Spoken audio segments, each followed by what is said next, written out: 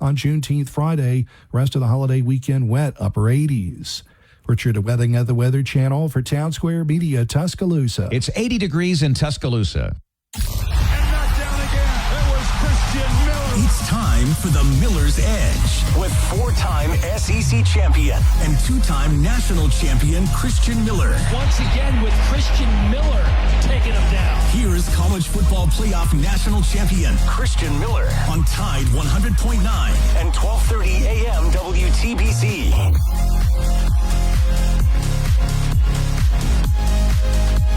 And welcome into this Wednesday edition of the Miller's Edge, Tide 100.9, 1230 WTBC. Hope you guys are doing well. Hope you guys are ready to roll here on the show. We got plenty to talk about. Dog days of summer in effect, but we still got some stuff to dive into. We'll definitely do that here on the show. We heard, at least I got to hear from Kalen DeBoer. I think it was earlier in the day. I saw a clip of him speaking at what looked like some, maybe those quarterback club events, Reed. I think that's what they're called, or one of those, functions, right? I did see that he spoke to the media for about 7 minutes or so. So I think we'll go ahead and play that here in a moment, hear what he had to say. He covered a number of topics, a lot of familiar topics, Reed, things that, about all you can really talk about right now as we kind of await, right? I think we're at, 80 days until football season, which is exciting to think about. I'll try to come up with somebody for 80 days. I think the Bama Standard does a good job posting guys at ward number 80. I should be better about this. I'm trying to think off the top of my head. 80, nobody's really coming immediately. Reed, anybody number 80 that I'm just completely forgetting about? I'm going to feel like an idiot probably. No, I think me and you both probably will once, because it's one of those things where we think too much into it, and then eventually we get hit with it, and then we're like, oh, man, how do we not think about that? Well, it's like, when someone asks you, what's your favorite song? And then it just seems like your mind goes blank and you have no idea. You're like, I listen to all this music. Granted, I'll be honest, I'm probably not the biggest music person, but you get the point. You hear music all the time, and somebody's like, hey, what's your favorite song? You just have no idea what to say. Or what's your favorite movie? I always go blank, and I'm like, dang, I have no idea. Well, here we go. Shout out to the Bama Standard here. I'm copying off of their post, right? They've got Wilbur Jackson. That's a little bit of a throwback, Reed. So him and Eric Curry, probably a little bit before our time. So fair enough. I'm going to give both of us a pass on those two guys. Mike McCoy, shout out to Mike McCoy, play wide receiver, then Josh Cuevas. I guess we probably should have gotten that one. There you go. Yep. Probably should have gotten that one, but we didn't. It's all right. 80 days until football season. That said, a lot of the similar topics that you'll hear from Coach DeBoer. Again, running game, offensive line, questions. I think there might have been a question about recruiting, if I'm not mistaken. Ryan Williams, they asked about him, and a couple other things. But 7-minute clip, we'll definitely listen to that. We'll react to it, and we'll get y'all's thoughts, comments, concerns, all that good stuff. Plus, I saw that Josh Pate, he did join Crane and Cone, and that was like 20 minutes, but I think there's a couple points that I wanted to maybe hit from that. So instead of listening to the whole thing, we can listen to parts of it, break it down, react, respond, all that good stuff. You guys know how we do. Love to get y'all's thoughts on everything we're discussing. Of course, you can always call in 205-342-9904. I think it's a pretty smooth day, Reed. Don't have anybody playing as of now. So we're pretty much open. So we'd love to get you guys in on the conversations. And of course, you can always join us on any of the streams, whether that's on YouTube or X at the Miller's Edge. You can always join the chat, leave your questions, comments, and concerns right there. We'll discuss it, talk about it. And of course, you can discuss things amongst each other. And also on the Tide 100.9 Facebook page, we always stream live there as well. A couple other little notes and things that I've seen that I wanted to hit on, but aren't really crazy talking points, but just thought would be worth mentioning. I know one being Ross Dellinger again, when it comes to anything related to the whole college athletics savior plan, or whatever you want to call it, all the stuff we've been talking about with the Protect College Sports Act. Remember, we wrote that down, Reed. Ross Dellinger, he's always got every single little detail and update. To me, this sounds pretty interesting. The NFLPA and NBAPA sent letters to lawmakers, Reed, being supportive of that Protect College Sports Act. And NFL also released its own statement in support of the act. So I don't know if you got to see that, but I found that pretty interesting that they came out and were very vocal on their support for that, which I would imagine there's probably some benefits for those leagues with this whole deal. Let's think about the NFL for a second. I would argue that the NFL draft has become a little bit, I would say it's been a little bit affected, right? I don't know if you've heard this, whether it's from the pundits that are talking during the draft or just, you pay attention to the players themselves and these draft picks, Reed. But one could probably argue that due to NIL, a lot of guys are choosing to stay in school instead of entering the NFL draft. And some people have gone on to say that that's affected the quality of players to the point where when you get to the later rounds, it almost is like those are guys that would have been undrafted free agents. They're now becoming draft picks because there's not as many quality players entering the draft, which is kind of interesting because it's kind of like they were originally saying, hey, we have too many juniors entering the draft and it's a problem. Guys aren't being prepared for this and they're coming out too early. It's becoming an issue. And now it seems like they're kind of going backwards a little bit.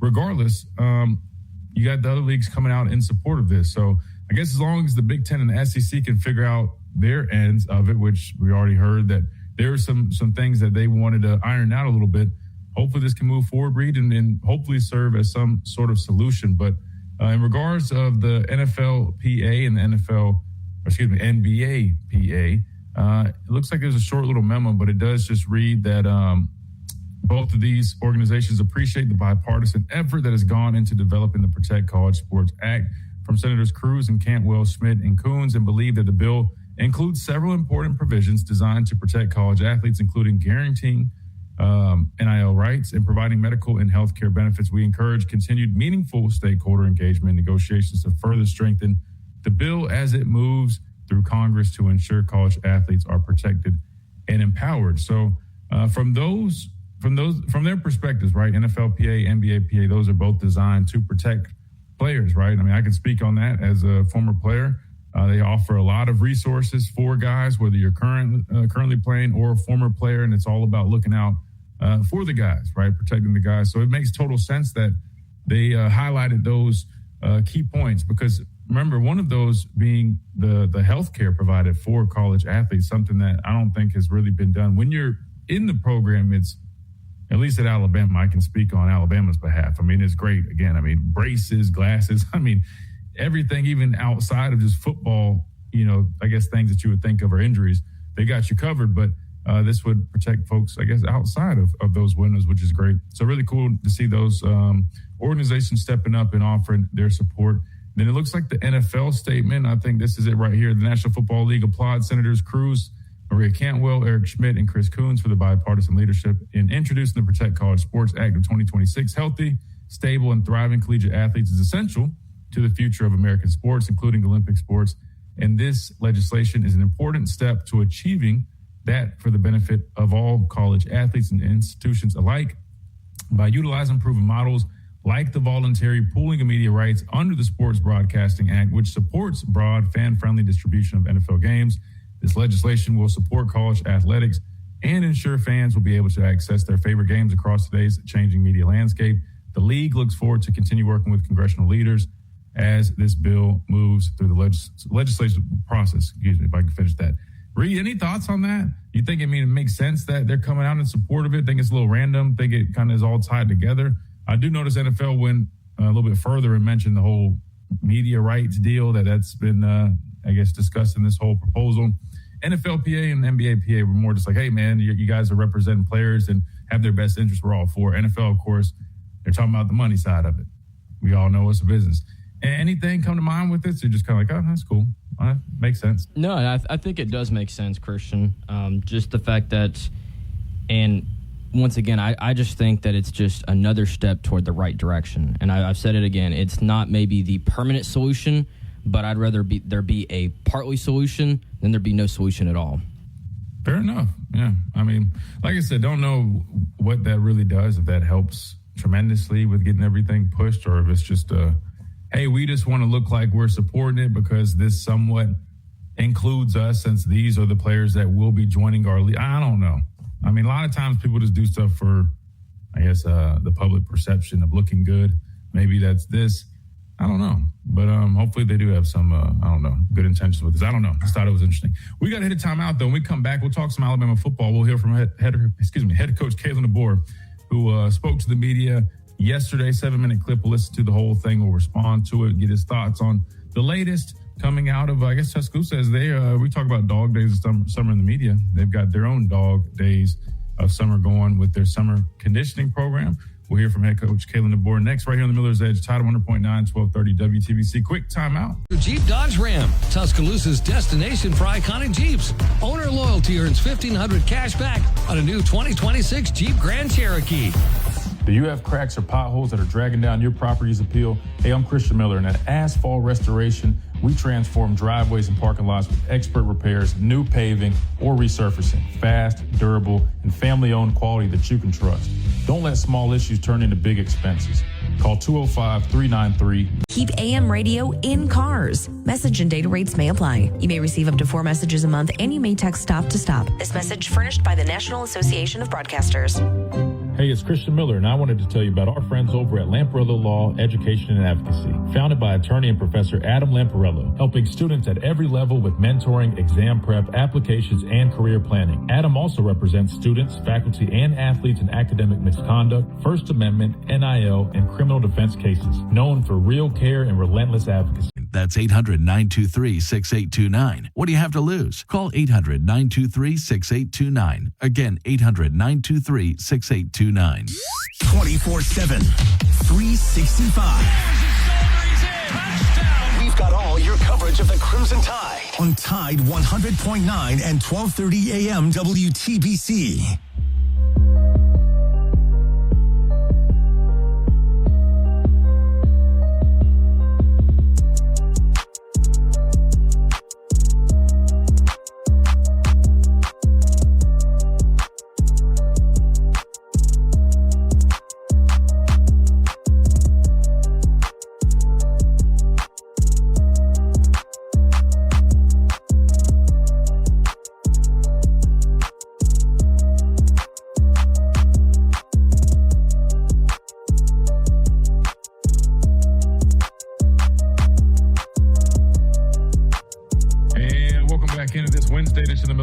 Tide 100.9, 1230 WTBC. Let's go ahead and hear from head coach Kalen DeBoer, who spoke to the media briefly yesterday, I think it was, while he was attending some event, like maybe a charity event. But we got it pulled up right here. He was asked a number of different questions. So let's go ahead and hear from the head coach himself.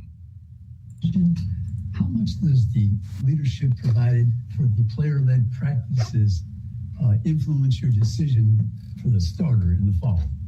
Oh, I think it's everything. It's not just about those practices. It's about what you see each and every day. And we got two great leaders, and so it has to be that way.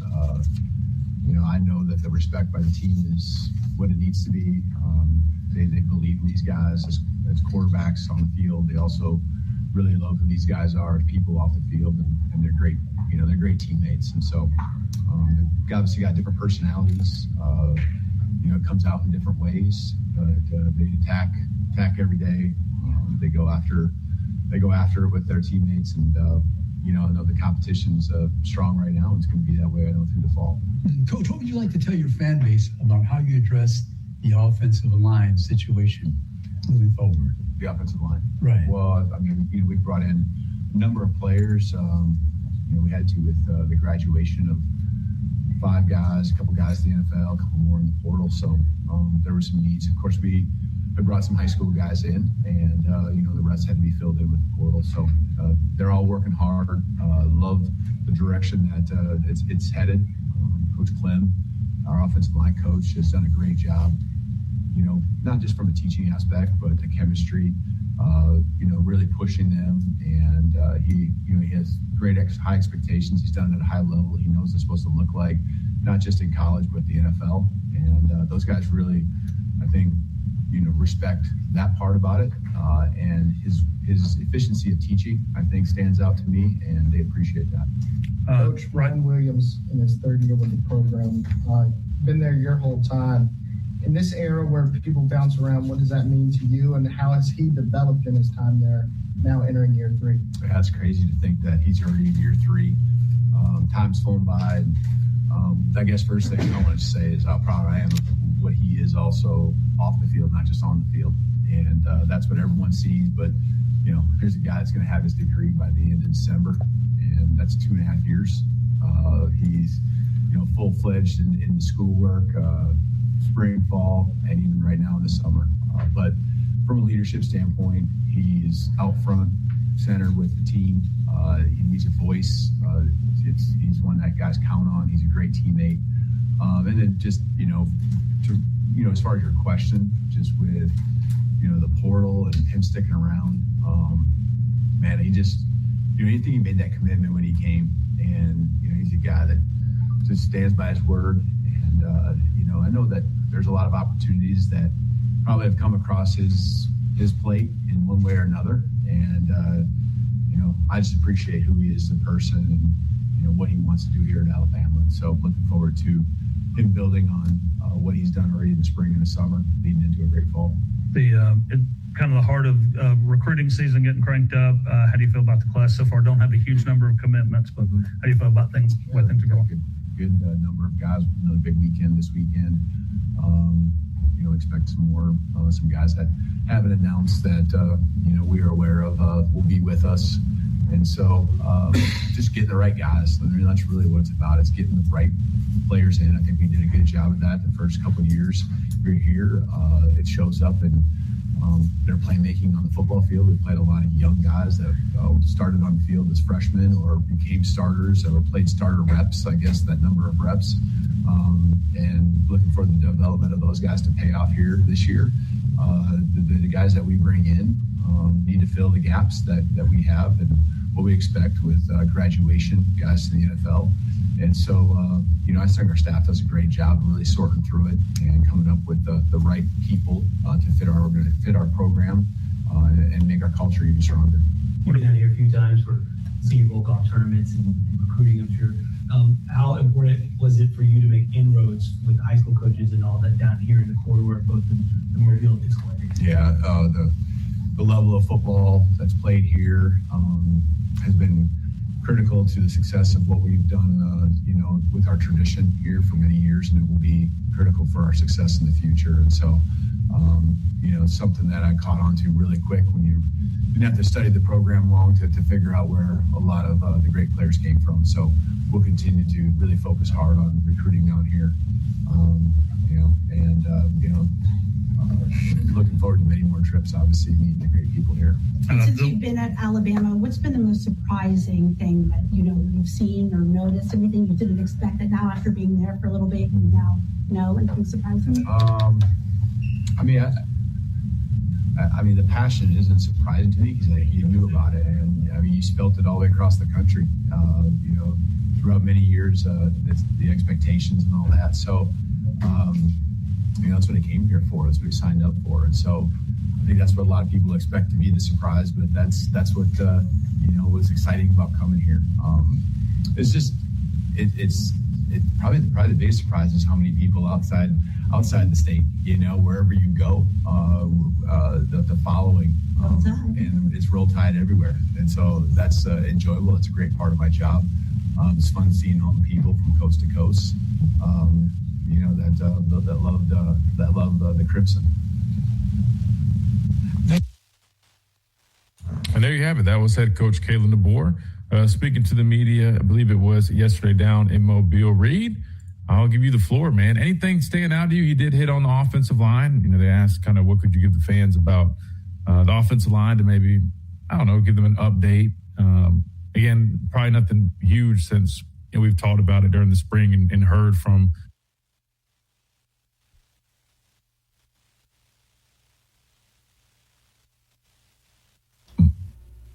old. He'll be getting his diploma. Really impressive. There's some guys that get into college at 19 years old. So, really, really impressive stuff with that. Kind of crazy to think about.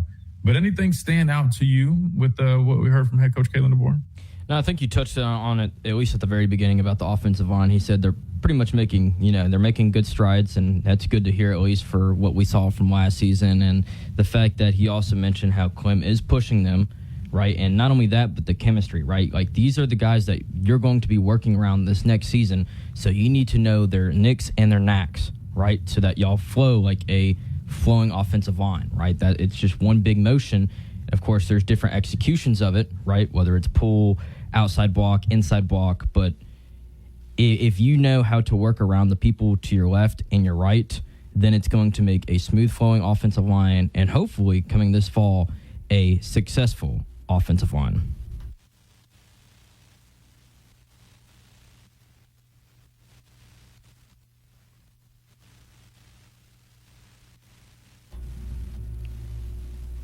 Christian, I think your side of the stream has froze. If you want to try to reboot it real quick.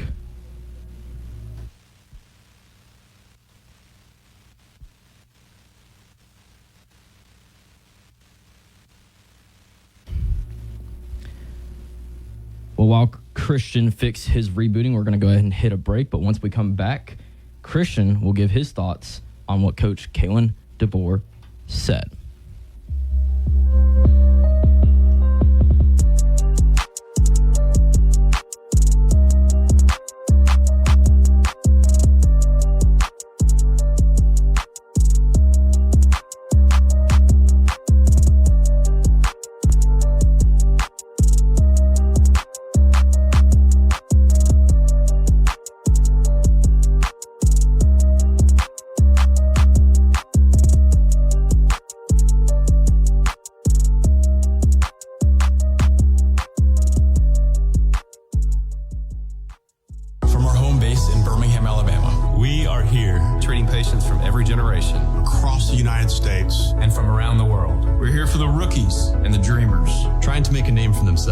We're here for the achievers who are resilient and won't take no for an answer. We're here for the coaches, athletic trainers, and mentors who are shaping the compact tractors. Sell in soon. Stop by Tuscaloosa Tractor at 3921 Skyland Boulevard East or go to Kubota.com.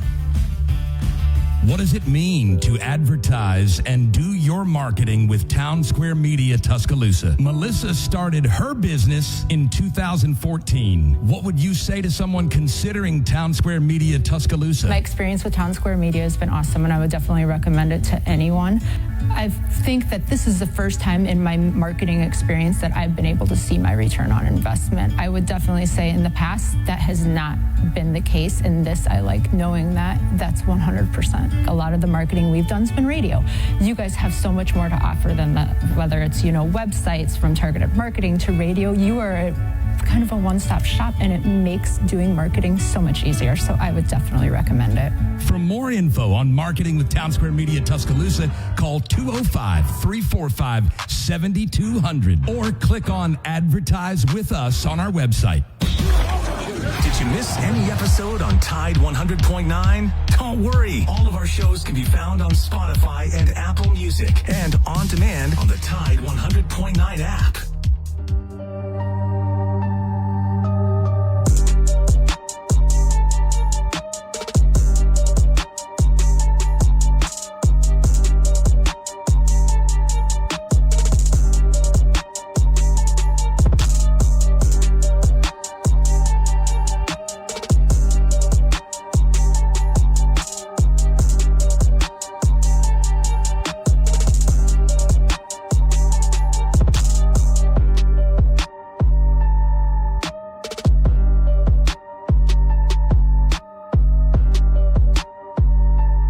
Jay, what's up, man?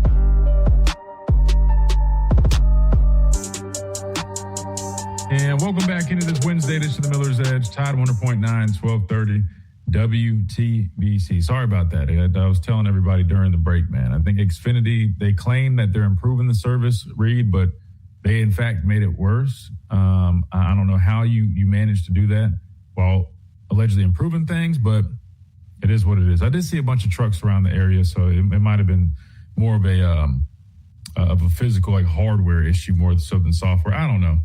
We're good though. We're back rolling. Reed did tease that I'd get my thoughts on that. Here's what I pulled away from that. He did mention like the quarterback battle, making that decision right during the summer. He's totally right. I mean, and I was listening to Josh Pate kind of talk about that whole deal where that's at.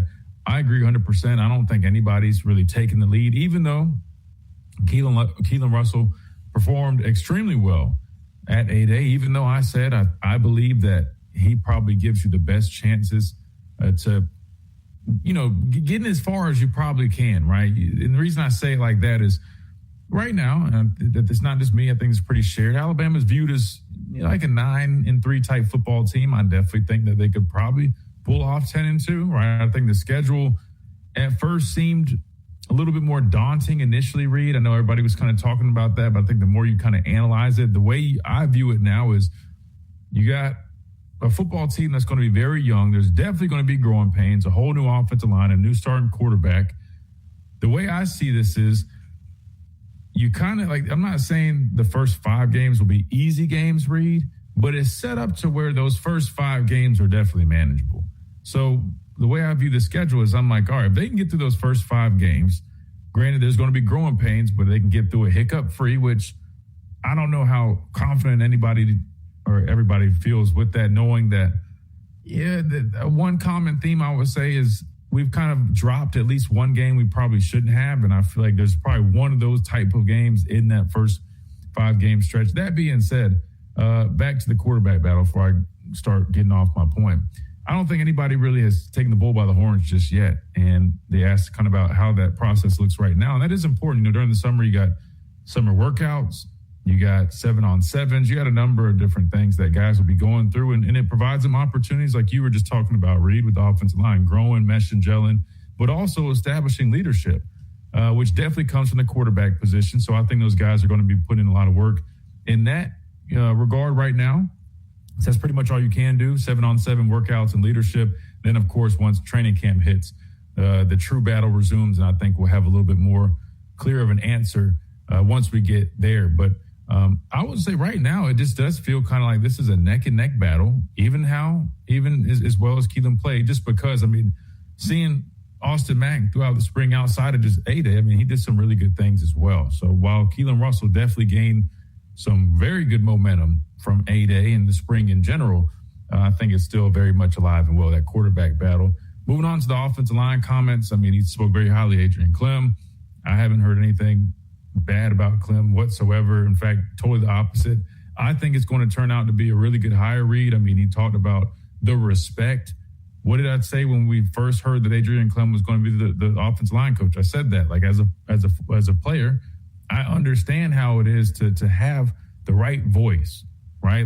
From a coaching perspective, there's all different types of coaches. You don't have to have played the game, and Coach Saban played at Kent State. It's not like he played at a super high level in the NFL. He went on to be the best coach ever to do it.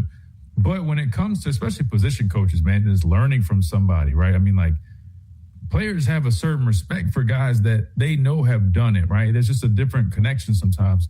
And that's what I was expecting out of a guy like Adrian Clem. And that's exactly how it seems to have gone so far. And hopefully that has a direct reflect with what we see from this offensive line unit. Again, they're going to be young. They're still trying to figure things out. They're still trying to figure out the mesh, piece like you described. Hopefully they're doing a lot of team activities it's not off the field, but outside of the facility type activities, trying to grow and mesh together. But I think this offensive line, because I know people were asking about it, I think we will see an improvement, Reed.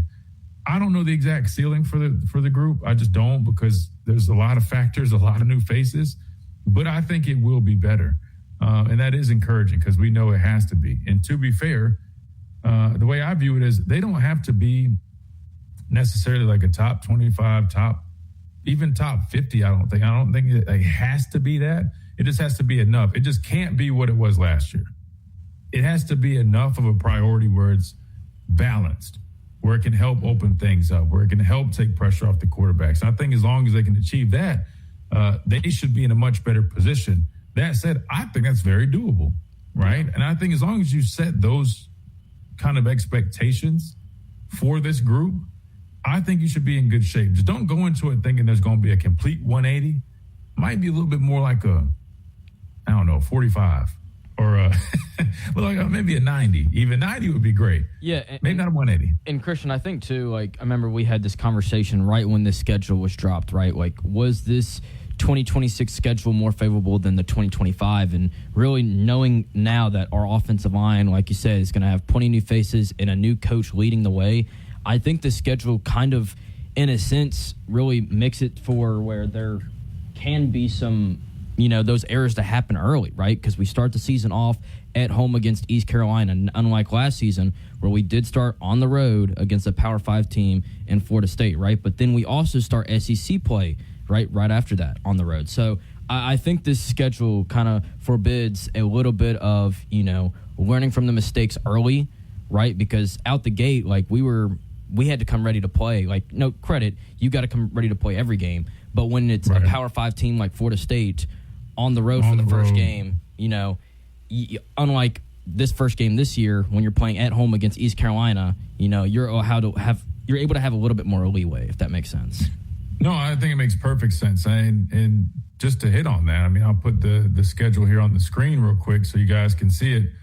This is how I see it happen. I mean, like you mentioned, you got East Carolina at home, and they're a respectable opponent. They're not necessarily, Florida State. I know Florida State wasn't great ultimately, but you get the point. It's a step below a team like that. Of course, we know that, but they're respectable at least. You got them at home. So I think it's a good combination of like nothing too crazy, but enough to kind of get your feet wet. And then you mentioned going on the road in an SEC environment and playing at Kentucky the following week. A lot of people feel like that game could have the recipe of a trap game. Potentially, we'll have to see. I know there's a lot of new pieces there. Definitely think it won't be as simple as maybe you just viewing, hey, this is a Kentucky game. Normally in the past, you think Kentucky, it's like, okay, this is easy money. I think it's going to be a little bit more challenging than that. But I think those two alone are like, how do I explain this? They're challenging, but it's not overbearing to start the season. Does that make sense? That's practically how I was trying to explain it, is that it's not really overbearing, unlike, Florida State last year right out the gate. Yeah, that's a little bit of a challenge, just as you go head first into things, knowing most teams don't even truly know what they have week one. To be honest with you, like you can expect your team to be a certain way, but you really don't truly know what you have until it's live bullets. You get out there, and I think that kind of happened to us against Florida State. I've talked to people, and they've even told me, training camp, that staff, everybody in that building was extremely high on that football team. I think the confidence was very high. Maybe it was almost too high. I don't know, but they didn't expect to go down to Florida State and what happened to have happened, if you get what I'm saying. So I do kind of like the setup here. It's like you got two good challenges, week one and week two, but nothing overbearing, but enough to kind of get your feet wet.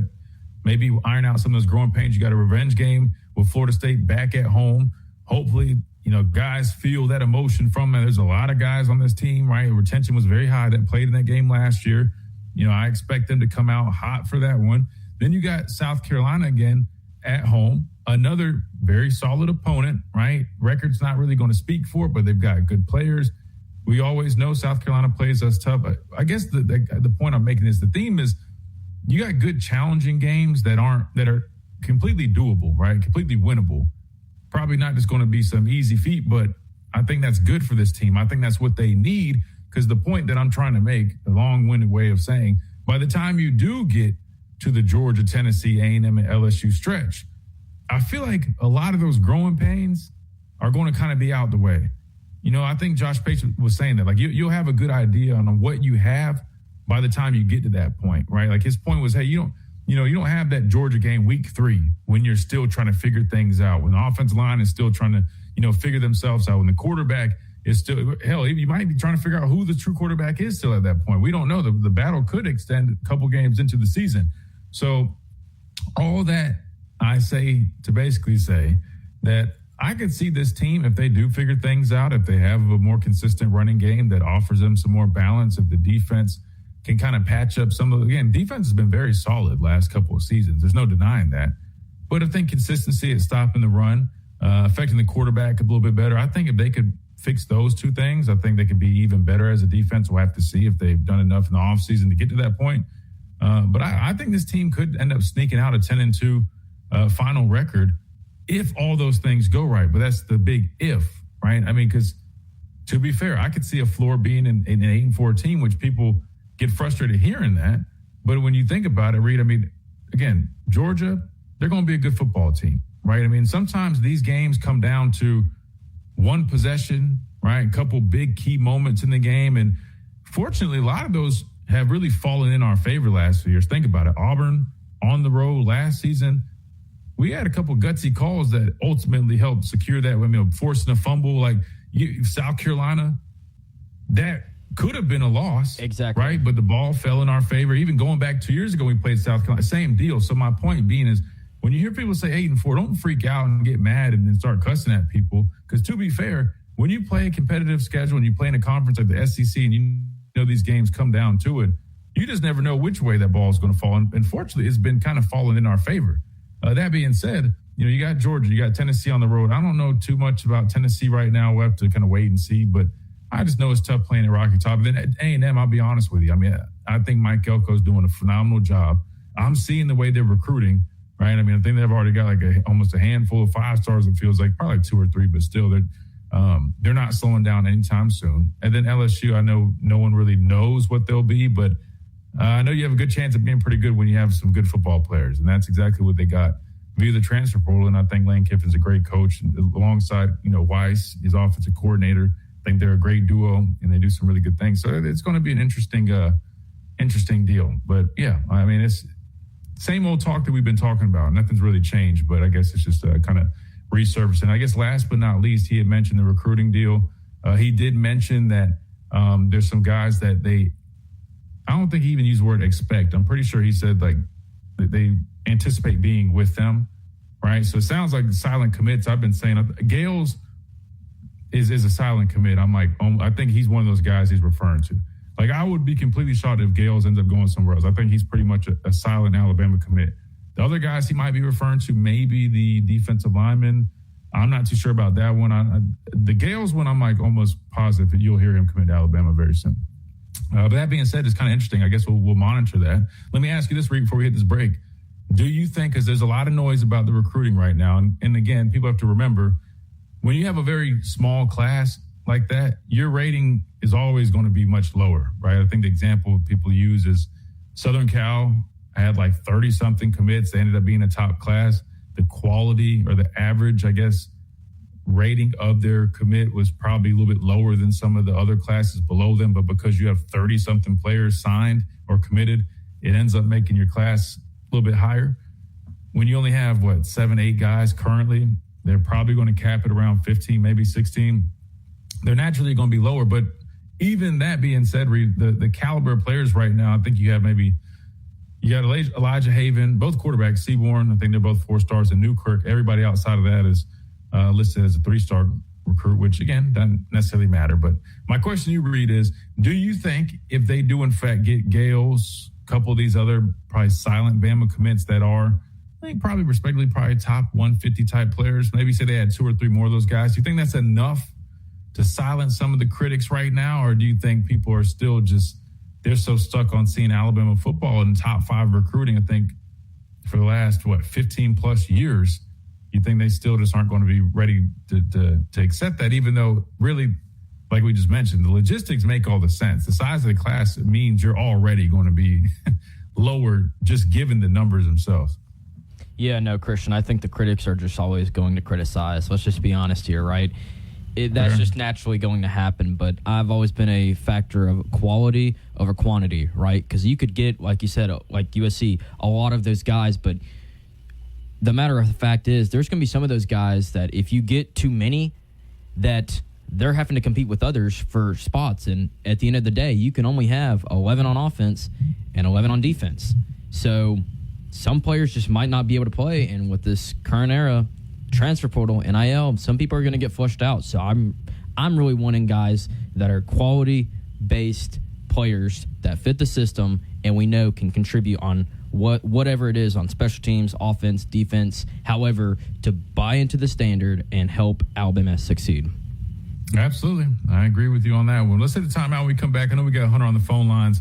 We'll see what Hunter's got to say. We'll keep talking about this and more. 205-342-9904 is the number. We got Smitty as well. We'll keep on rolling right here on this Wednesday edition of Miller's Edge. Tide 100.9, 1230 WTBC. Quick timeout. We'll be right back. Pipes and eye work. Guaranteed or your money back. Because I never met a clog that was going to unclog itself.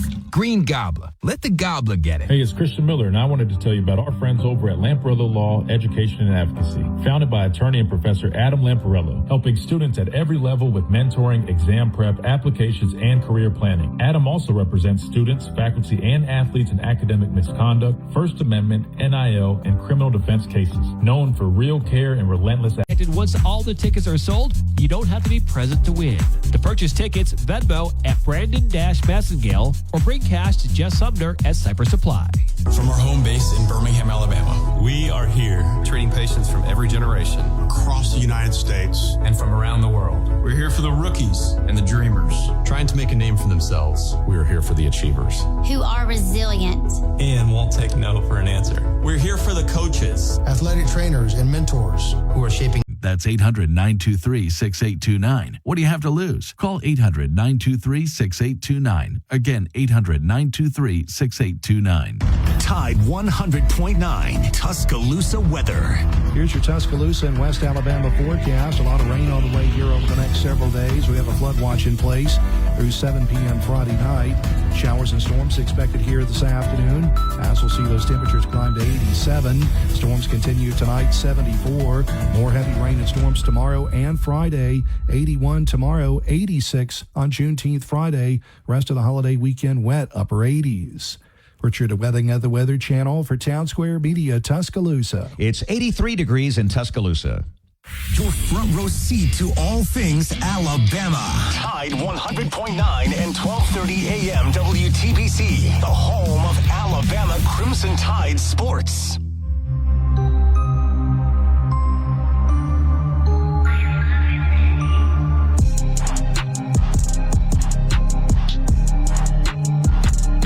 Welcome back into this Wednesday edition of Miller's Edge, Tide 100.9, 1230 WTBC. Let's jump over to the phone lines, 205-342-9904. We got Hunter up first. Hunter, welcome in.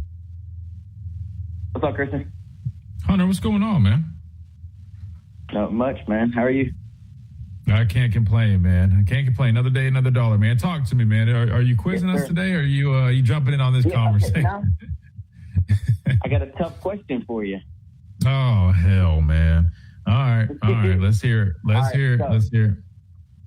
Okay, so I'm going to ask you this. Okay. All right. Who is the best current college football coach right now that does not have a national championship? Oh, that does not have a national championship? That does not have a national championship, that is coaching currently as a head coach. Man, that's tough. Man, so that rules out Kirby, Ryan Day, Signetti, of course. Yep. Man,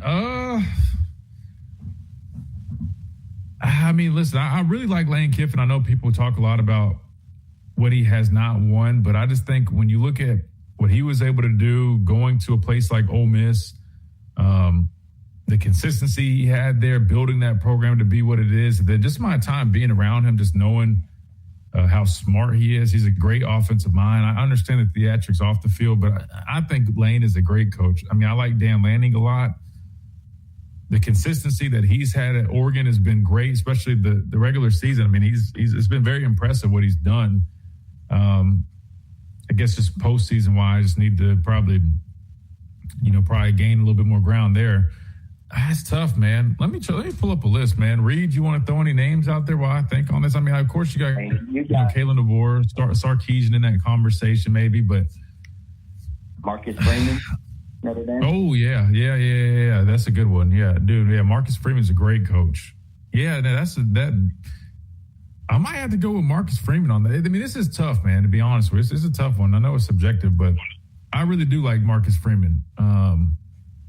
I would maybe go Marcus Freeman. Like I said, I do like maybe Lane on that one. I know some people aren't going to agree with that. That's fine. But I would probably say maybe Lane or Marcus Freeman, I think, are two that I would heavily consider in that conversation. And I know people are going, but what about Kalen DeBoer? I think Coach DeBoer is a fantastic coach as well. I think he's up there, and he definitely deserves that right. I mean, I get it. We just talked about the whole comparison with, I think, Chris Lowe's list where he had Kalen DeBoer below Lane Kiffin and Steve Sarkisian. I'll be the first one to tell you, like, that deserves a debate right there, right? I mean, with his record against, all the coaches on that list, I think he's probably got the best record against ranked opponents.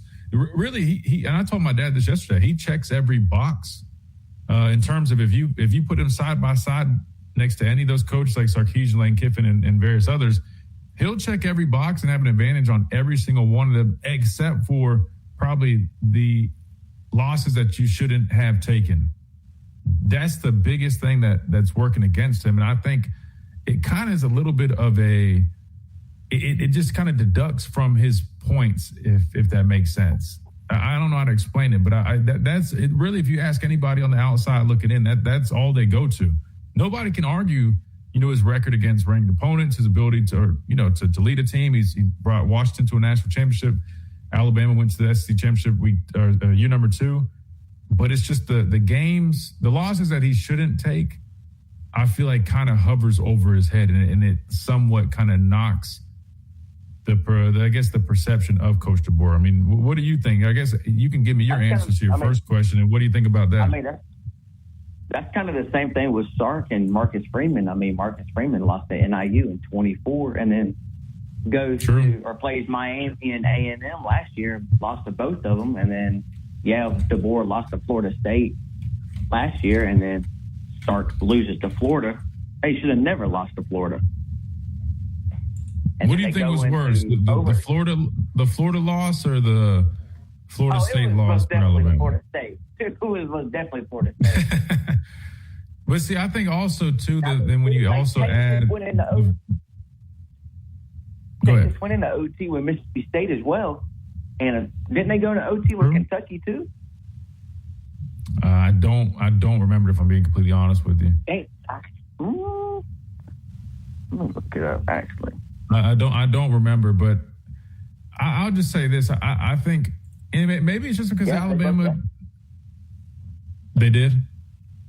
Yeah, that's fair. No, that's fair. To be clear, I mean, I didn't name Sark on my list for your question, though. So, but I still think Sark's a great coach. But I'll be the first one to tell you, I'm sure Coach DeBoer does get a little bit more criticism than others, right? But I think that's kind of what comes with being at Alabama, whether you want to call it fair or not. That's just kind of how it works, man. I mean, Alabama is going to be under a microscope, whoever the coach is. We all know that's going to be the case. But you're right. I mean, he probably is a little bit a little unfairly judged, maybe you should say. But now Christian, where would you put James Franklin in this category? In terms of just comparing him to the other coaches, or just like with him without a natty, like give me your top 5, basically. Top 5 coaches without a natty? Without a natty, so one being the best, and it's like the 5th, kind of like, Well, I mean, I don't have I'm limited on this before we hit this break, so I'm sure I won't put them in an order, but let me just throw them out there. We had Marcus Freeman, Dan Lanning, who are the other ones that I named? Lane Kiffin, Coach DeBoer, and then you're saying throw in James Franklin. I'd put James Franklin below. I think I'd probably have him towards the bottom of that list if it was me. Yeah. I think that top 3 would definitely be, Coach DeBoer, Lanning, and Marcus Freeman. And then, I forgot Lane. Damn. I'm 5 though. I don't know about, honestly, I would probably replace James Franklin. I respect him. I think he's a good football coach. But I would consider replacing him with maybe, oh man, that's tough. I don't know, man. I don't know. You can just leave him on there, man. It is tough. I mean, that's tough. You can leave James Franklin on there. That's fine. You can leave James Franklin on there. I like Whittingham, who's at Michigan now, but I don't know where I would put him in that whole deal. What about Elko? Damn, that's a really good question. That's a good one too. Yeah, I forgot about Elko. Damn, yeah. I would maybe I would bump James Franklin down and throw Mike Elko in there. Mike Elko? Maybe I would do that. How about this? I'm going to take this top of the hour break to think on this, and I'll try to rank them when we come back, even though I don't have much confidence that I'm going to ever come up with an answer for you. I'll try, though. You're good. I'll try, though. Listen, you woke me up today. I was sleepwalking a little bit, and now you woke me up because I'm like, golly, I got to think on this, man. And don't I knew forget you were going to Josh come with it. I'm good on him, man. I'm not going to lie. I think I've dropped. No, Bobby Hill. Hill. Don't Bobby. Well, no. But a couple years ago, yeah. But I feel like right now, I don't know. I feel like he's he's trending down a little bit, in my opinion, just for me. Not like nothing crazy, but I'll pass on him. I like Elko, though. I'll take Elko. Let me think on it, and I'll keep listening, and I'll give you something a little bit more definitive when we come back. I got you, man. Appreciate you, Hunter. Yes, sir. Good stuff, man. Yes, sir. You too, man. All right, we got to hit the top of the hour break. We come back. We keep on rolling right here on the Miller's Edge. Tide 100.9, 1230, WTBC. WTBC Tuscaloosa and W265CG Tuscaloosa, a Town Square media station. Tide 100.9 and streaming on the Tide 100.9 app. From the Fox Sports Studios in Los Angeles, here's Dan Byer. Another full day of World Cup action, and it starts in Houston at the top of the hour as Portugal will face the Democratic Republic of Congo in Group K play. Group K wraps up tonight with Uzbekistan facing Colombia and Mexico City at 10 o'clock Eastern. England gets their World Cup underway in Group L against Croatia in Dallas at 4 o'clock Eastern time. Ghana and Panama play in Group L in Toronto at 7 o'clock Eastern time tonight. A report from ESPN says the Utah Jazz and center Walker Kessler remain apart in talks on a deal for the restricted free agent. The report says Kessler turned down a 5-year offer for $140 million from Utah. The PGA Tour and DP World Tour have joined the USGA and RNA in their efforts to roll back the golf ball. In a joint statement today, the entities agreed to set a date of January in 2030 for all levels of the sport to control distance. The Toronto Maple Leafs named Jim Hiller as their new head coach. Hey, it's Christian Miller, and I wanted to tell you about our friends over at Lamparello Law, Education and Advocacy. Founded by attorney and Professor Adam Lamparello, helping students at every level with mentoring, exam prep, applications, and career planning. Adam also represents students, faculty, and athletes in academic misconduct, First Amendment, NIL, and criminal defense cases. Known for real care and relentless advocacy. For guidance you can trust, call 201-317-5115 or visit lamparello-law.com. That's Lamparello Law, Education and Advocacy. What does it mean to advertise and do your marketing with Town Square Media Tuscaloosa? Melissa started her business in 2014. What would you say to someone considering Town Square Media Tuscaloosa? My experience with Town Square Media has been awesome, and I would definitely recommend it to anyone. I think that this is the first time in my marketing experience that I've been able to see my return on investment. I would definitely say in the past that has not been the case. In this, I like knowing that that's 100%. A lot of the marketing we've done has been radio. You guys have so much more to offer than that, whether it's, websites from targeted marketing to radio. You are kind of a one-stop shop, and it makes doing marketing so much easier. So I would definitely recommend it. For more info on marketing with Town Square Media Tuscaloosa, call 205-345-7200 or click on Advertise with Us on our website. From our home base in Birmingham, Alabama, We are here treating patients from every generation across the United States and from around the world. we're here for the rookies and the dreamers, trying to make a name for themselves. We're here for the achievers, who are resilient and won't take no for an answer. We're here for the coaches, athletic trainers, and mentors who are shaping the next generation of legends. We are here for you. aggressively pursuing victory over injury. Learn more at andrewsportsmedicine.com. It's time for the Miller's Edge with four-time SEC champion and two-time national champion Christian Miller. Once again with Christian Miller taking him down. Here is college football playoff national champion Christian Miller on Tide 100.9 and 1230 AM WTBC.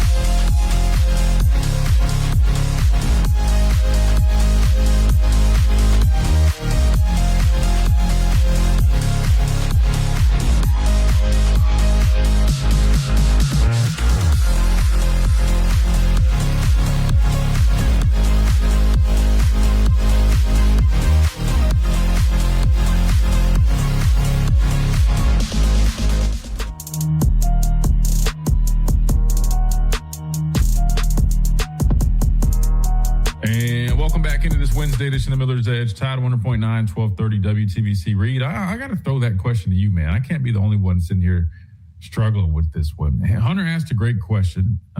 Basically, it was, who would you say is the best current head coach in college football that has not won a national championship? Then it turned into kind of, I guess, top 5 head coaches that haven't won a national championship. And with no specific order, I think we threw out, Marcus Freeman, Lane Kiffin, Kalen DeBoer, Dan Lanning, Steve Sarkisian. Hunter also mentioned James Franklin as well. I think Whittingham.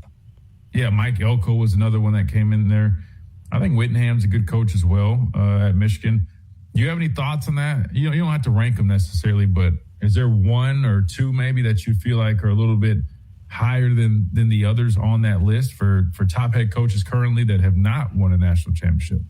No, Christian, I think that group of guys, it's in great coaches, just really is so hard because they all do things just particularly well than others, But this is what I was thinking when you worded that question that Hunter had, right? The best coach that has not won a national championship yet. I'm thinking outside of that question, kind of a follow up. Out of all of those guys, which one has the best odds of winning their first one out of the rest, So then I was starting to think that answer right there might swap it up. Great follow-up. And, of course, you're making me think even harder. Thanks a lot, Reed. No, I'm just kidding. No, well, real quick, let me tackle this real quick. Trevor brought up Cristobal. How can we forget Mario Cristobal, man? Big bad Cuban down in Miami, right? Leading his alma mater. I mean, he just took his team to a national championship game. They looked to be a very solid team, a team that narrowly got into the college playoffs, but proved they should have been there, and also proved this is why, we have the system that we have and try to get these teams in there, even when some people feel they shouldn't be, because that team, without a doubt, was a playoff football team, right? I mean, Coach Saban and others sat up there and said, hey, this Miami team, they need to be in the playoffs. I mean, even Notre Dame, I know a lot of people were, hey, join a conference, but at the end of the day, man, Notre Dame was a good football team. I feel like they could have had a similar run. I'm not saying they would have been to the national championship game, but I think Notre Dame would have definitely put up a good fight if they did make it. That being said, Cristobal, without a doubt, you need to throw him in that conversation, in my opinion. However, if we're going to be, a little critical on taking L's that you should not receive, he's got to be in that conversation too, because he has taken L's that, Miami should, in games that Miami should not have lost. In fact, I mean, there's some of them were due to literally his own. What game was that? I think a critical error as a head coach. I mean, I'm not trying to knock him. I love Cristobal. He's one of my favorite coaches that I've ever had. Granted, I was a defensive guy, but I spent a lot of time on the scout team in 2015. I was playing special teams, but of course in practice, I was the one over there giving those guys looks. I mean, Cristobal was my guy. I mean, he used to always be happy. Hey, man, we need a look. We need a good look, Christian. I'm like, I got you. So I love Cristobal. Great football coach. Hard nosed. You talk about a dude that just loves football. I mean, he's going to, instill physicality in all of his players and all of his guys. I think he definitely needs to be up there. I mean, this is just hard. Like I said, it feels subjective. I'm sure you could pull up records and all these things, but Christian, I think I figured out the game that you were referring to because it literally just hit me. It was, I believe, in 23 when Miami should have kneeled the ball, decided to run, and they fumbled it, and the Georgia Tech Yellow Jackets would get to win that game.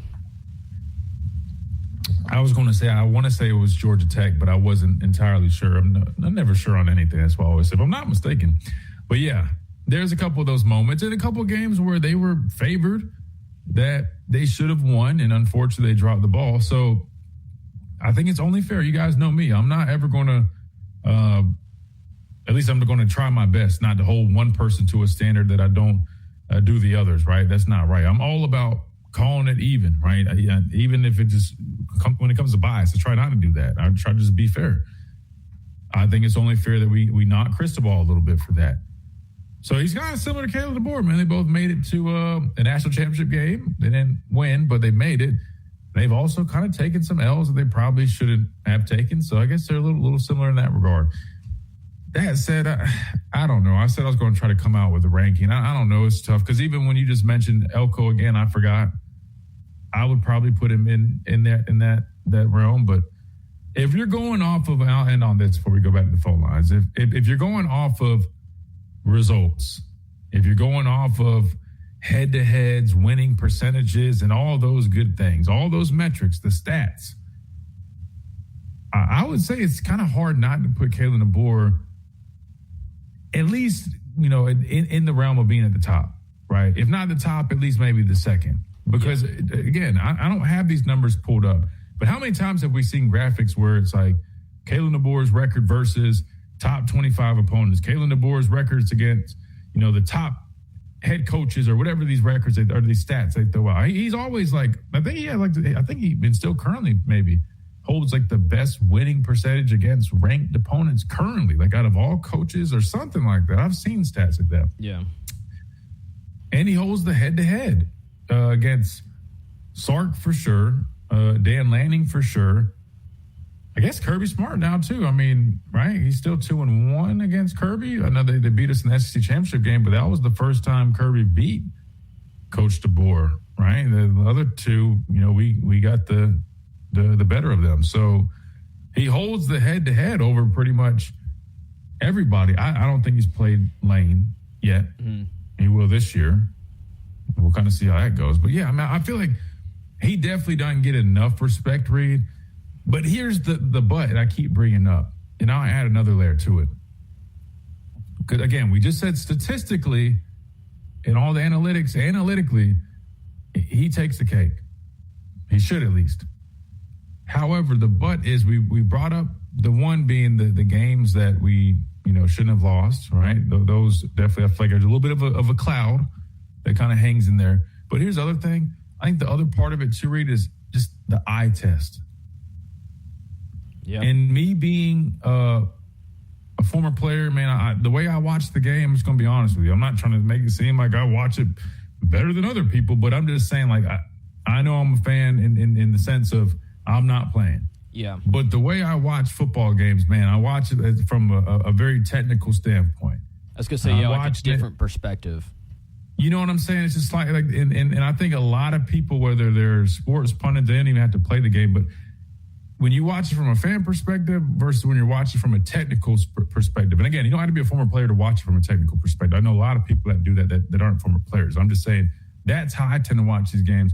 And I know the people that, for the most part, are talking heads or sports pundits, they also do the same. And I think what happens is when you do watch Alabama from that lens, you're going to see a lot of things, or more things, I should say. Maybe not a lot of things, but you'll see things that do kind of just, even though the results or the analytics and these things say one thing, the tape and what your eyes are seeing might tell you a little bit different story. Does that make sense? 100%.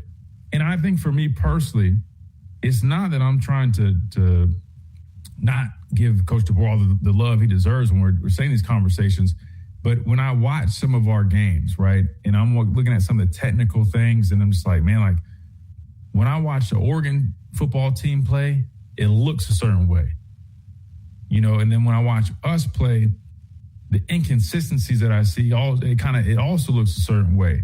So I'm also kind of throwing that variable in there. Does that make sense? When I think about these coaches and their teams, their units, that's also kind of being put in there a little bit. And maybe that's not being, I think when a lot of people have these conversations, they're not always putting it, they're just going, hey, he's got a winning record against this guy. He's done this, he's done that. The case is closed. Yeah. That's kind of, does that make sense? Yeah, it really depends on all the criteria that you're going against. If you're trying to put everything together, then that's why it's so difficult, Christian, because there's so many determining factors. But if you, like you said, if you narrow it down to, all right, which head coach and just the eye test, right? Okay, let's just go based off stats on this one, right? And then, okay, we can go based off, head-to-head record on this one. It's trying to put them all together that makes it so difficult. And that's another reason why we rely on Smitty, who he's coming ready to fire. Yeah, he is, and we got to hit a break first. When we come back, we'll give him all the time in the world. But I guess I'll end on this, and again, I don't mean to say this in a negative manner at all. I'm genuinely asking because this is maybe going to drive my point home a little bit more. When we think of Kalen DeBoer's teams, do we view them as a dominant team?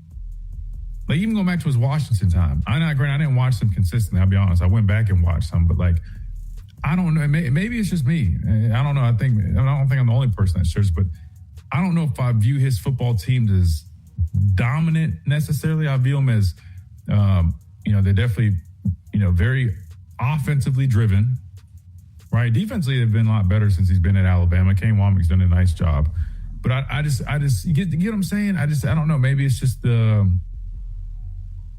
I don't know how to explain it, man. It's just, and maybe it's because I still have that kind of perception in my mind of, them coming from Washington, very pass heavy. It's just different. But I don't know. The perception I have of, Oregon with Dan Lanning, the physicality and everything that they play with, and then I've seen them just look dominant. You know what I mean? I just don't know if I've seen us really look a whole great deal of dominant all the time. Does that make sense? I'm not saying we've never looked it, but I don't know if we've done it consistent enough for me to form that, idea. Maybe I'm not explaining this well enough. Hopefully you guys are picking up what I'm putting down. There you go. All right, thanks. At least, even if you don't read, thank you. Maybe I'll come to my senses during this break and I can explain it better. Or maybe Smitty will have his thoughts on it. We'll get it. We'll get those when we come back. After this quick timeout right here on the Miller's Edge, Tide 100.9, 1230 WTBC. Quick timeout. We'll be right back.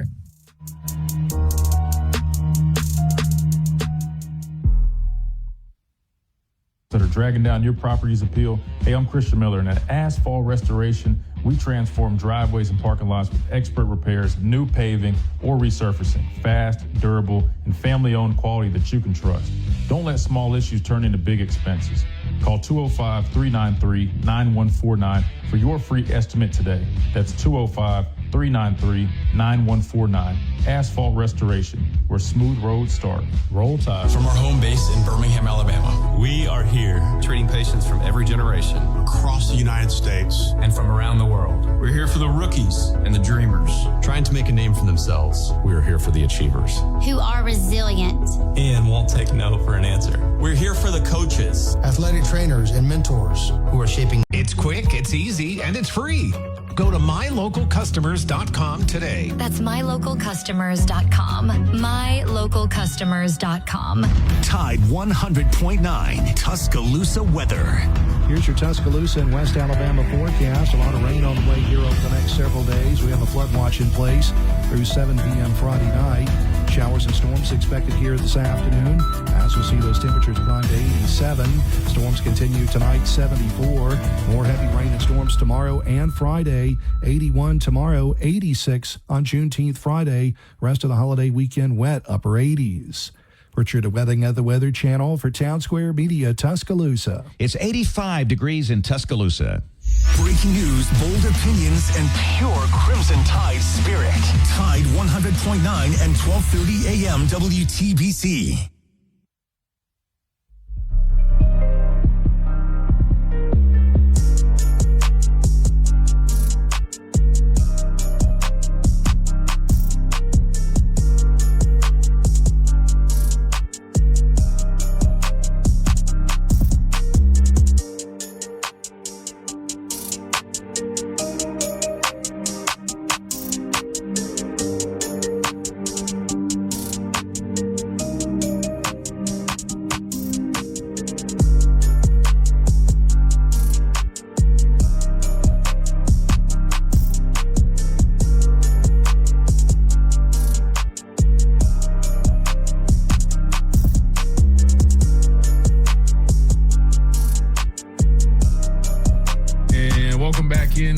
Wednesday, this is on the Miller's Edge, Tide 100.9, 1230 WTBC. Let's go back to the phone lines, 205-342-9904. Smitty's up next. Smitty, welcome in. How's it going, Christian? What's up, Smitty? Man, all right, this whole coach thing, right? A lot of it's expectations, right? Let's just be real. And this is why I worry about Kiffin at LSU, because there was no crazy national title bust expectation at Ole Miss. Ole Miss is a happy to be there program. LSU has fired coaches shortly after the national title. Les Miles and Coach O, and Brian Kelly was not god awful, but they got him up out of there. And so it's kind of like Dwight Howard leaving Orlando to join the Lakers. You know, different expectations, different fans. You know, different media. And I think that's something there. But with these coach rankings, right, here's the thing. I'm glad you mentioned Whittingham. He's an underrated coach. Sataki at BYU's underrated. But like with Cristobal, Bama fans crying, talking, we could have had him. Let me tell y'all something. He had to rebuild Miami. First year, like 5-7, 7-5, 9-3. He had a number one pick in quarterback, but your defense was god awful. Mind you, all those years, Ruben Bain and Keith Mesidor was there. But he hired a new defensive coordinator, and the rest is history with that. You think Alabama fans would have been like, hey, Mario's on the right track? He's a good coach. No, they would have wanted him up out of there. Let's just be real here. And I heard earlier you talked Notre Dame, like they said, should have made the playoffs. No, they shouldn't have, because the two best teams they played, A&M and Miami, they lost to them. They had no best win. I'm sorry, people. You kind of got to win a big game sometimes against a good team to make the playoff. Sorry, that's what it is. I'm sorry. If they wanted to make damage, they should have beaten either Miami or Texas A&M. Sorry. Yeah, how it is. No. And I want to be clear. I didn't mean like they should have been in over somebody. So I just meant the quality of team that they are. I just meant I think they would have ended up being similar to Miami in the sense that a lot of people thought Miami might not have really should have been in the playoffs either, right? I think it was kind of interchangeable with those. And then you saw what Miami was able to do. My point was just being that if Notre Dame, in fact, made it into the playoffs, I think they would have probably been similar to Miami and been able to make a run with that opportunity, given the quality of football team that they had. They definitely, in terms of their resume, didn't deserve to make it in. But you get what I'm saying? But with the football team that they had, their head coach, I think they would have they definitely would have been able to make a little bit of run, potentially. Yeah, and Alabama fans have been getting on Marcus Freeman at Beijing if he had lost to Marshall 1 year at home and NIU the next year. Let's just be real here. They would have been on that man's neck. And Dan Lanning getting, because folks forget now, they may look dominant against Oklahoma State last year, which was god-awful. But when Indiana punked them twice. The year before, they were down 34-3 against Ohio State in the Rose Bowl, and Oregon was number one in the country. So that's no perfect coach. That's no perfect program. And no one's going to be consistently dominant week in, week out like it used to be, because we just don't have the rosters like that anymore in a continuity, because no one truly knows what they have till they start playing because of the way the sport is now. And like when people rank these teams in preseason, you got to not just look at this year's schedule, but you got to look at last year's schedule as well. Now, do I think A&M will be a pretty good team this year? Yes.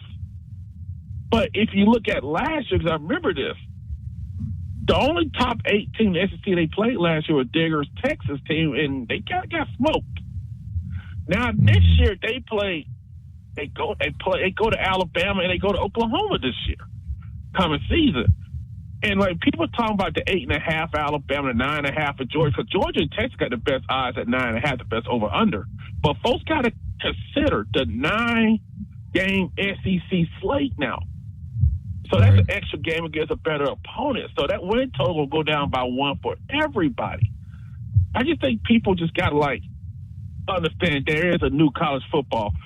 And that's the way it is in an extra game, because you might have an extra loss or a tough game on that slate that may affect you the next week. Because you remember when you played, y'all beat LSU, but y'all were hurting that next week against Mississippi State because that was a tough game. Because Mississippi State gave Alabama some problems over the years, especially when they go to Starkville. So I just think that people just, when they look at coaches, most of these guys aren't idiots. But you gotta look. Sometimes it's expectations there, and sometimes this year may be a year for that coach. Next year it may not, because we don't know how Miami gonna be. They got a good roster, but let's see. Same thing with Oregon or even Indiana this year coming up. We'll see.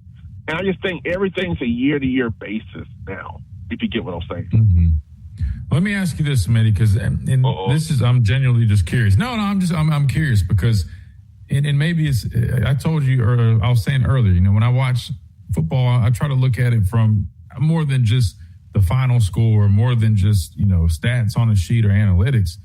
I go off the eye test, and I don't know if I could say that I view Coach DeBoer's teams as like dominant football teams. They feel a little bit more finesse. They want to throw the football a lot, right? I'm not saying they don't have success. They win football games, but I just want to ask you, I mean, do you feel differently about that? And then how would you compare, how would you stack up Oregon and their football team in the last few years versus Coach DeBoer his last few years, too, here at Alabama, and maybe even back at Washington? Like, do you kind of have that vibe, too? Just the style of play. I'm not talking necessarily about head-to-heads or anything like that. I understand he's got that, but how do you view that? Because personally, I don't really view us as this big dominant team like that. I view us as a good football team that can win some football games and win tough ones, but I don't know if we're this big dominant football team right now. Personally, I just don't. I'm just curious what you think.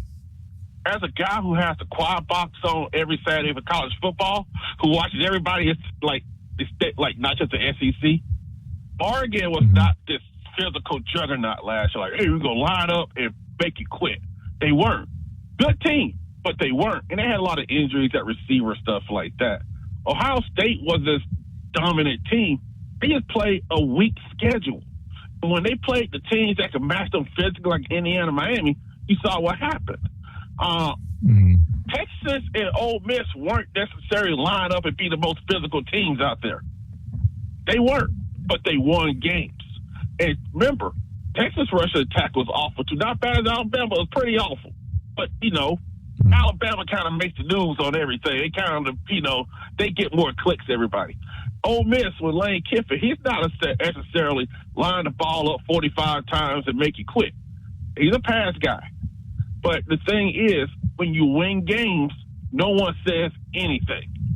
And I just think the days of being super dominant week in, week out, even against the top competition, days are over. Alabama wasn't at the end because the way the sport is.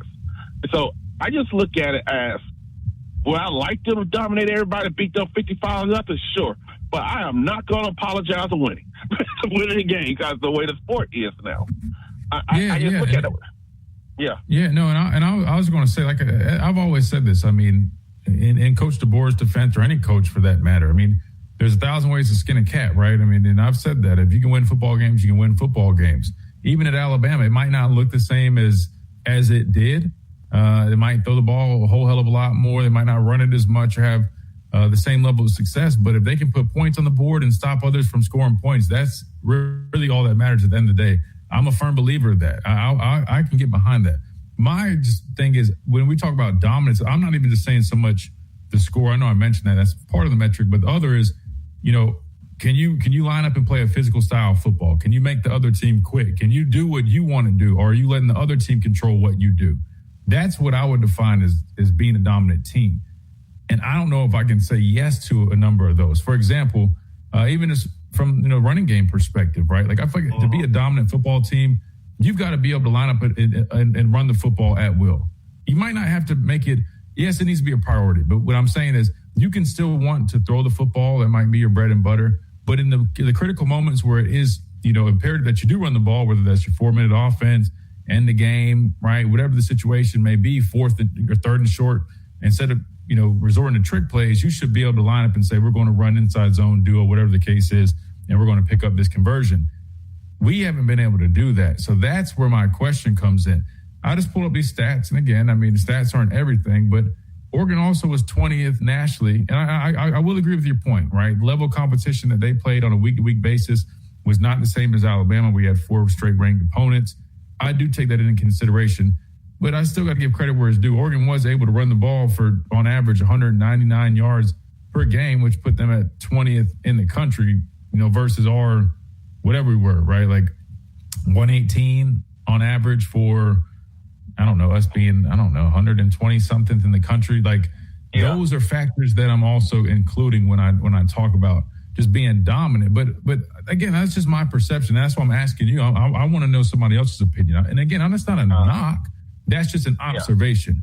I just don't really view. Yeah. So the reason I say this to circle all the way back. So when we're talking about ranking coaches, I know a lot of people wonder why Coach DeBoer doesn't get the benefit of the doubt sometimes when stacked up against some of those other other coaches.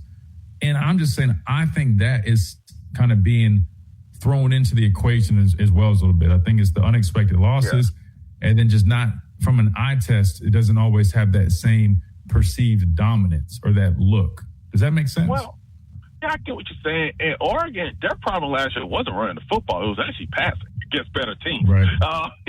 They had down receivers, and Dante Moore's stats weren't as good against the better teams. But, hey, yes, they still won a lot of games. But here's the thing. Miami had 2 unexpected losses last year, right? And they had a quarterback they didn't want throwing the ball. But they ran the ball well because they had Mark Fletcher as an NFL back. The thing I will look at is, and I said at the beginning, they should not have hired Ryan Grubb, keep Nick Sheridan. And it's crazy that Nick Saban almost hired Grubb. And imagine how that would have turned out, with a quarterback like Milrose, but like he used his legs as well. And so it would have been short-lived. I can answer that question for you. Yeah, that's what I'm saying. And that's what I'm saying. So sometimes the best moves you make are the ones you don't make. But part of it also is personnel as well. Because I'm sorry, sometimes the coaches are telling you what they think by what they call. And I'm like, and this is why I'm tough on Daniel Hill. Son, you're 240 pounds. You built like a god. Put your head down and use that 240, and get that yard. Even because I know Jan was banged up all year. He didn't have a chance. And but I just think something like that. And the thing that worried me about Grubb, at that FSU game, he said, we didn't get many explosives. I'm like, dude, you're not supposed to get explosives with the run game. You're supposed to control the game with the run game. And I was like, this ain't going to work. And I think, that is something that they have to do, and I agree with you on that, where you got to line up and get that yard. Because trick plays, to me, you're telling your team you ain't confident in them. And I think sometimes you just have to line up and just run the ball. Like that Indiana game, just line up and get the yard. If you don't get the yard, at least you did it running the ball. Up the middle. That's no, 100%. I agree. Yeah, like that Super Bowl with Seattle and Baltimore, the Patriots. Just run the ball 4 times. You don't get any, shake their hand. And that's the thing right there. Because at least fans and media said, well, you understand. They were just better at that play. I just think that with them, it's partly personnel and it's partly Grubb. And I tell you one thing that hurt the run game last year, Christian. You know this. Tight ends are very valuable to the run game. They only had one tight end, like with Quavers, because Danny Lewis was always hurt. In the game he was healthy, they ran the ball fine against Georgia. But they had the young guys, at tight end. But, this freshmen typically aren't ready to play tight end at the SEC level. And they threw those young guys out there, and they weren't ready. And I think it'll be better this year. And I think they just have to line up and get that yard. They have to just call it. And I'll take it off the air, Chris, and thanks for taking my call. And also, if I don't hear from you this week, don't cheap out your daddy's Father's Day gift this year, man. Hey, take care of the old man, man. Wait, hold on. Wait, hold on. I had to mess with you, man. Oh, wow, really? I had to mess with you. Hey, listen, if he comes back on the show a couple times this week, then he's only got 2 more opportunities after today. I think we'll see how that gift ends up being. Let me ask you one thing as we get out of here for this next segment, Smitty. We're talking about dominant teams. I know we talked about what team or what programs we would say are elite currently, or whatever the phrasing we used last week. Since I asked you the question about Alabama, maybe even Oregon, who would you list as a dominant team currently in college football? Like right now, whether it's based off of last year and going into this year, because again, you said, your criteria for it and kind of what you expect. Are there any teams that you could say right now that you would label as a dominant football team? That way I can try to stack Alabama and some other teams up to them and kind of get an idea. In your opinion. I would say last year would be Indiana, but I got to see what they do with a new quarterback, and they lost a lot of those players. We'll see what happens. I think that'll be good. I think you have to go with, honestly, Ohio State. But we'll see what they do about missing all those top 10 player defense. Man, imagine if DeBoer lost like that with top 10 defenders. What would people be saying? But I think Ohio State might be my pick, to be honest with you, if I had to pick one program. And I think Oregon, they could be up there as well, but they got to show up in the postseason as well. But I think if I had to pick one team, I would think it's Ohio State based on year in, year out the past couple of years. And Alabama has a shot to get there, though. But I had to pick Ohio State right now. That's fair. That's fair. I respect it. Smitty, I appreciate you as always, man. Always good stuff from you, brother. Take it easy, good brother. Yes, sir. You too, my guy. All right, we got to hit a timeout. We come back. We keep on rolling on this Wednesday. This is the Miller's Edge. Tide 100.9, 1230, WTBC.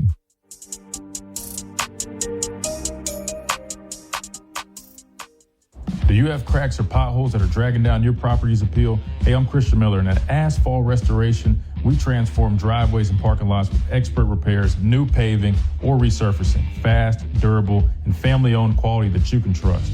Don't let small issues turn into big expenses. Call 205-393. Data rates may apply. You may receive up to 4 messages a month, and you may text STOP to stop. This message furnished by the National Association of Broadcasters. Hey, it's Christian Miller, and I wanted to tell you about our friends over at Lamparello Law, Education and Advocacy, founded by attorney and professor Adam Lamparello, helping students at every level with mentoring, exam prep, applications, and career planning. Adam also represents students, faculty, and athletes in academic misconduct, First Amendment, NIL, and criminal defense cases, known for real care and relentless advocacy.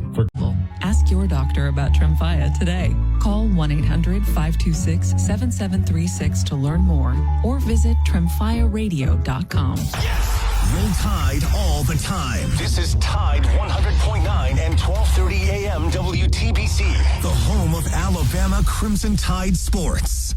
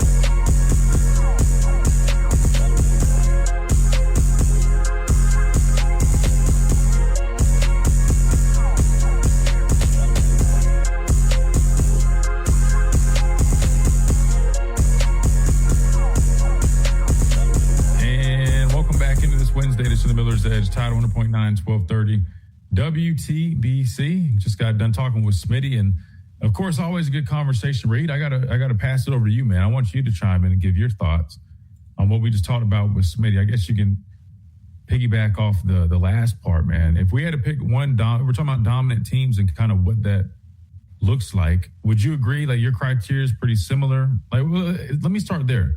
And I'll ask the chat this too, if you guys want to chime in. Like, what do you guys consider dominant? Because I think it is important to first kind of set the precedent there. Because if you're going off of dominant teams from 10 years ago, which is crazy saying that, but 10 years ago, like when I was playing here, that would have been 2016. Everybody talks about that dominant defense. You know, guys like Ryan Anderson, Tim Williams on the edges, and then even the reserves, right? I mean, like, you had guys like myself, you had Anthony Jennings, like we were the guys rolling into to offer support, you know, and then Rashawn Evans, you had Reuben Foster, you had Jonathan Allen, Deron Payne. I mean, there's just a lot of just dudes, right? And you saw the dominant performances, not just a couple times, but it was almost like we pulled up the record, I think, a couple weeks ago. And I even forgot, because I'll be honest, we're so focused on the game, I'm not even paying attention to the score. We're just going out there and just focus one play at a time, like Coach Saban would say. But when you go back and you look and you're like, man, we were beating conference opponents 50-something to 3, like consistently. I mean, we all know like that's dominant. But you don't see that as much nowadays. You just don't from anybody. Yeah. So the first part of that is, what would you consider your current definition of a dominant team in today's college football? And who might that be, if there is one or a couple? Well, Christian, when I think of dominance, right, I think of you're able to completely beat the other team on all cylinders, right? So on offense, that would be, your pass game, your run game, your offensive block, pretty much just anything on the offense, the defense, and the special teams, right? But not just that, right? If you are getting, let's just say someone's equally matching you, let's just say in the pass game, right? Then you're not afraid to resort to that run game and beat them there. So it's, hey, we're going to dominate you on every cylinder of the game, but if you're matching us somewhere, then we're able to adjust and then beat you there. We're going to find a way, no matter what, to beat you at your own game, right? That, at least that's how I think of what dominance truly is. That's fair. Any teams that you think fit that mold? Is there anybody that you could name? I mean, we got to pick one. We can't say there's not. I guess you could have a world where there is none, but I feel like there's got to be somebody. I know Smitty, before we let him go, he mentioned Indiana, then also Ohio State. I gave a little pushback during the break on Indiana just because if you go back and watch some of those games, especially during the regular season, they had a number of close games and a number of games where they didn't particularly look dominant. They definitely put on some great showings of, man, they're playing some damn good defense here. Or, man, you're just watching the drive that they had to beat Penn State late in the game. But I can't say they consistently felt like a dominant team. They felt like a very, very well-coached team, a team that, was very built, I guess, well all around, but didn't always look like the most dominant team. Now, they did look like that when they played Alabama. They did look like that when they played Oregon. So I do give them credit on those. I think it's kind of a similar story for Ohio State, right? Ohio State, I mean, there was moments where they looked dominant. Their defense, I mean, you look at the talent that they had. There's moments where the offense, I mean, Julian Sam was extremely efficient, but there also were some moments where, I mean, their offense didn't have that same explosiveness to it, or, you know what I mean? They had some, but I do feel like they feel probably like one of the most dominant teams. Again, I don't think there's anybody along the lines of what we just described earlier, but I would say maybe Ohio State. Other than that, I'll be honest with you, Reed, if you just look at the top 10, I mean, I don't know if anybody really feels, I mean, he mentioned Oregon a little bit. Anybody in your mind that still feels dominant? I think year in, year out, I'm going to have to agree with you and Smitty. I think it is Ohio State, especially heading into this next season. But Julian Sand, who, if he even progresses just a little bit from what he had last season and fix up a little of his few errors that he had, he'll be up there for one of the best players in college football. Jeremiah Smith, we all know the generational talent he is. And then Bo Jackson, I mean, at running back. That's when I was thinking about like labeling, that they're dominating on all cylinders, the first team that came to my head just from watching last season and heading into this next season was Ohio State.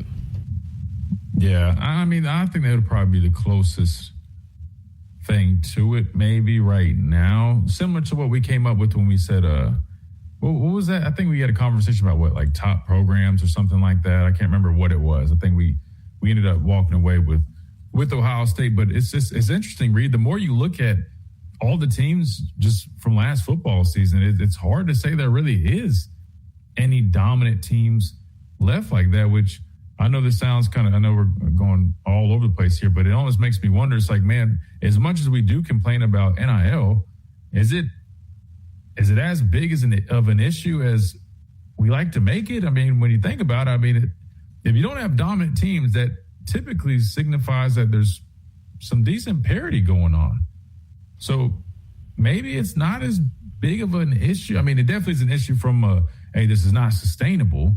But in terms of providing parity, I mean, I feel like the proof is kind of right there. I mean, there's no true dominant team right now. I mean, do you agree with that? I mean, are we over-exaggerating slightly? No, and that's what I was about to say, Christian, is really the fact of, especially with NIL and having to retain players and losing players, like there's just so much uncertainty going into each season that we're like, hey, maybe this team, like in Indiana, was dominant this last season, but with them not only having guys that transferred in, transferred out, people graduating, going on to the NFL, there's just so much now that it's like you said, there's so much parity that it's kind of hard to see one team consistently dominating. I think that's the main part, because like you said, Ohio State, there was times where they were dominating a good bit, but it's the fact of consistency.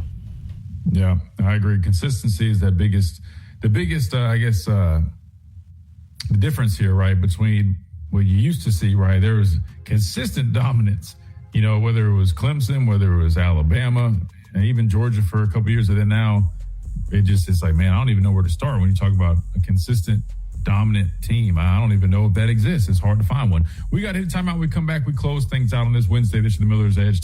Dodge Ram, Tuscaloosa's destination for iconic Jeeps. Drive a new 2026 Ram 1500 Bighorn Crew Cab 4x4, priced at $54,529. From our home base in Birmingham, Alabama, we are here treating patients from every generation across the United States and from around the world. We're here for the rookies and the dreamers, trying to make a name for themselves. We are here for the achievers, who are resilient and won't take no for an answer. We're here for the coaches, athletic trainers, and mentors who are u/CWP to learn more. That's mycomputercareer.edu/CWP, an elite CompTIA certification partner. VA education benefits are available to those who qualify.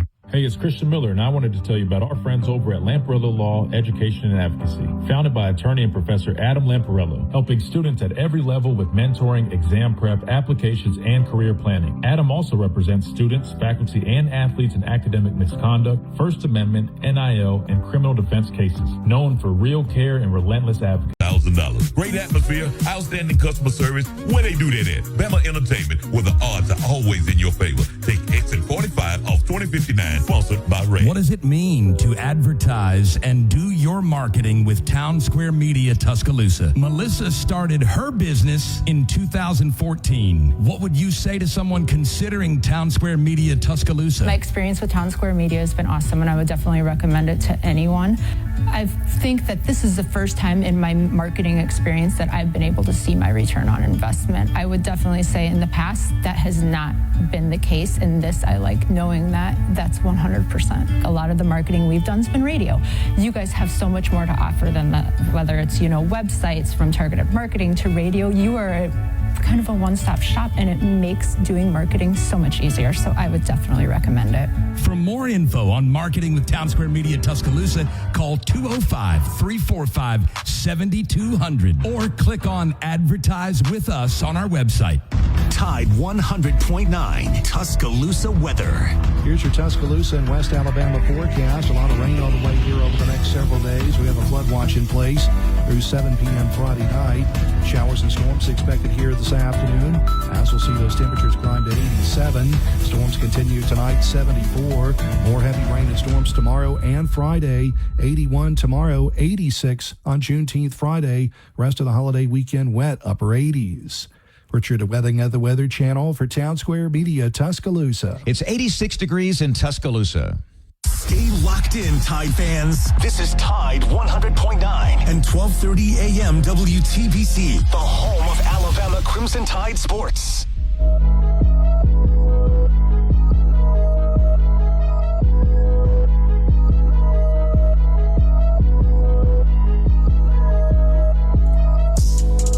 And welcome back into this Wednesday edition of Miller's Edge, Tide 100.9, 1230 WTBC. Just a few short minutes left. Real quick, let me remind you about our friends over at Lamparello Law, Education, Advocacy. Make sure you guys check them out. Any criminal defense matters, of course.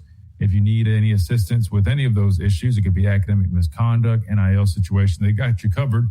And the big thing is they do it for affordable prices. So head on over to lamparello-law.com. You can schedule a consultation, but not only that, you can learn more about the other services that they offer, whether that's test taking preparation, subject matter mastery, academic and career planning for high school, college, and graduate students. They got you covered. All right there, Lamparello Law, Education, and Advocacy. Their website, lamparello-law.com, and their YouTube channel where they offer free legal advice as well at Lamparello Law on YouTube. Make sure you guys go check them out for all of those services that they provide, because they are the official representation here on the show, and they do a phenomenal job of what they do, and I would love for those guys to have the opportunity to represent you like they represent us here on the Miller's Edge at Lamparello Law, Education, and Advocacy. All right, Reed, we only got a couple minutes left. I know I wanted to get to a couple points from the Josh Pate interview. He was on Crane and Cone, but we'll probably just save that for tomorrow. No, a number of similar talking points, record predictions, stuff like that, quarterback battle talk. We'll definitely we'll have to pull that up tomorrow. But I want to hit this real quick because I know we only got a couple minutes left, even if we have that much time. But just to kind of put a bow on this whole Sorsby situation, I know we talked about it yesterday. The results are he's headed to the supplemental draft, but a lot of people don't know exactly how that works. So I wanted to play this quick clip. It's from Adam Schefter, and he was explaining exactly kind of what to expect from this whole situation with Sorsby. So this is what he had to say. Supplemental draft coming, basically, if you said somebody's willing to give it up, then what is an expected supplemental draft pick? And is that next year's draft pick that they're giving up? Yeah, it would be the corresponding pick in that round. So let's just say any one of the teams that we mentioned. And again, I think there's questions about which one would take him due to the rookie quarterbacks they already took in this past draft. Let's just say the Browns.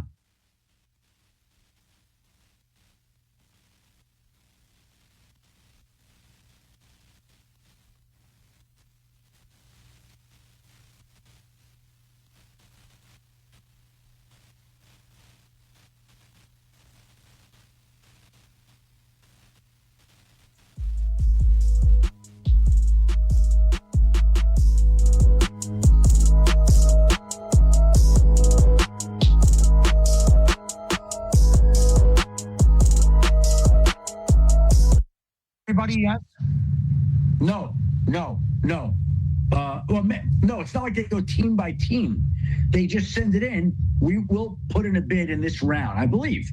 I think that's how it works. So all of a sudden they go, okay, because I remember in previous supplemental drafts, when there have been certain players being picked, like I'd say, I get a text, okay, first round's over, no bids. Second round's over, no bids. Third round's over, no bids. Fourth round's over, no bids. Jalen Thompson was the last player picked in 2019, and it was the 5th or the 6th round from Arizona when they took him. So there you have it. That is a little bit of an explanation on that. So we'll talk a little bit more tomorrow where we think he might land, because a lot of people view him as a first-round prospect, but clearly I don't think that's going to be the case with all the stuff going on with that. That being said, we got to get out of here. Big thanks to Reed Behind the Glass, everybody else a part of this, making it happen, all of our listeners via Tide 100.9, our streams at the Miller's Edge on all platforms. We appreciate you guys, and we look forward to doing it again tomorrow on the Miller's Edge. Tide 100.9, 12.